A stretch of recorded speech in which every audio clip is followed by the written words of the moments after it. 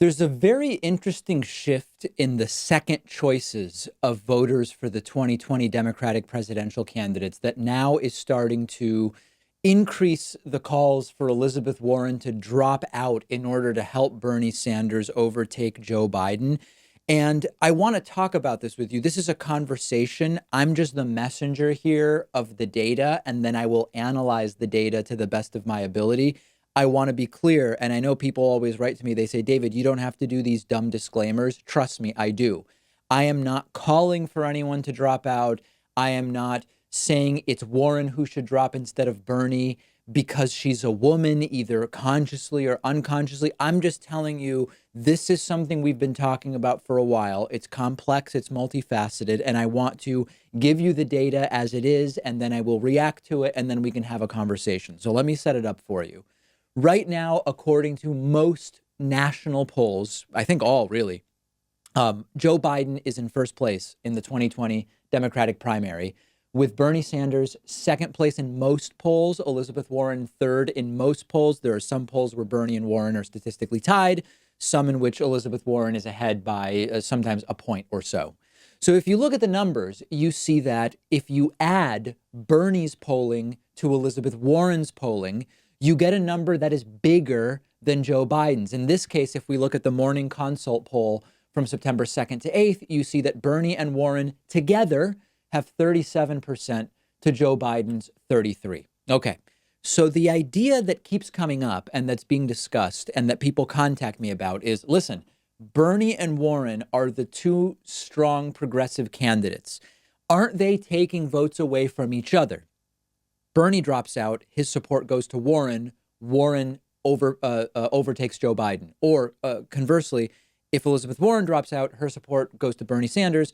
He overtakes Joe Biden. Progressives win. Okay.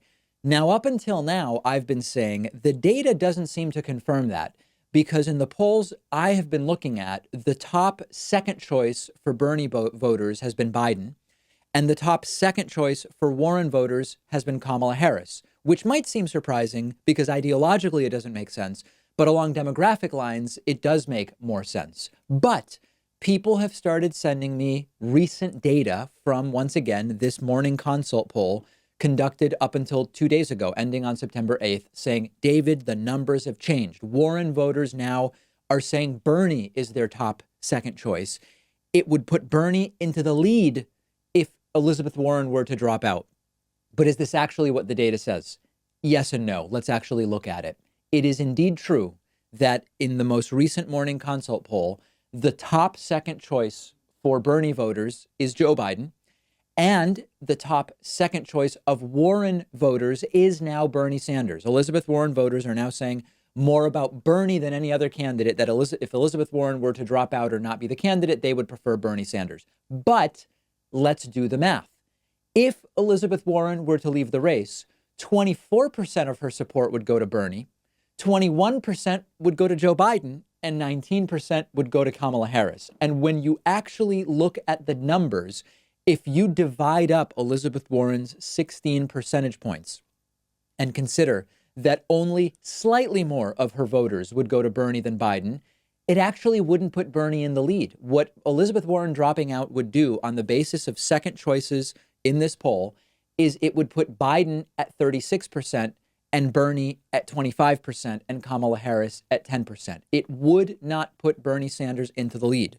Her percentage points, 16 percentage points, would go disproportionately. A plurality would go to Bernie Sanders, but some would go to Biden as well, and it wouldn't be enough to put Bernie in the lead. So does this invalidate the idea that the progressive movement would have something to gain if either Bernie or Warren dropped out? No, it's possible that at some point that is a conversation that will have to be had if the first few primaries don't sort it out on its own. I don't think that we need now to start saying things like top three candidates should bail now. We've been talking about, listen, if you're not even polling 1%, if you're not even polling 2%, 6-7 months into this race, if you're not even making it into the debates, what is your path to victory? But I believe that the conversation about Bernie and Warren dropping out now is premature. Now, if we get past the Iowa caucus and the New Hampshire primary, and we get into February, March. I forget exactly what the schedule is, but I'm sort of estimating here. And it does seem as though, bearing in mind the 15% vesting threshold that many primaries have and all of these other things, that Joe Biden is ultimately going to squeak by because of the division of the progressive movement between Bernie Sanders and Elizabeth Warren. And the second choice data starts to suggest that one or the other would take the lead over Biden if the other were to drop out.